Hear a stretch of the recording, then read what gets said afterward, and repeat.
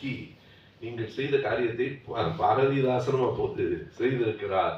இப்போது நான் இந்த புத்தகத்தை மேலாக புரட்டி பார்த்தேன். எனக்கு தான் அது பெரிய உதவியாக இருந்தது. நான் எப்படி ஓவிய அழகேசன் என்னுடைய உழைப்பை குறைத்து மதிப்பிடக்கூடாதோ அப்படியே தமிழில் கொண்டு வந்திருக்கிற அலைகள் பதிப்பகத்தையும் நாம் நன்றியோடு பதிவு செய்ய வேண்டும். ஆனாலும் படிக்கும்போது என்னை ரொம்பவும் சிரமப்படுத்துகிறார். அந்த புத்தகத்தை படிக்கிற போது நமக்கு தெரியும், பொடி எழுத்துகள், பழைய தாள் எல்லாவற்றையும் சரி செய்து நல்ல தாளில் பெரிய எழுத்துகளில் படங்களோடு இந்த புத்தகம் வருகிறது என்றால் இவையெல்லாம் ஒரு அறிவுலகத்தின் வளர்ச்சி. அடுத்த தலைமுறையை படிக்க வைப்பதற்கு உள்ளடக்கம் மட்டுமல்ல, வெளி அட்டையும் கவர்வதாக இருக்க வேண்டும். அந்த புத்தகத்தின் கட்டமைப்பும் இருக்க வேண்டும்.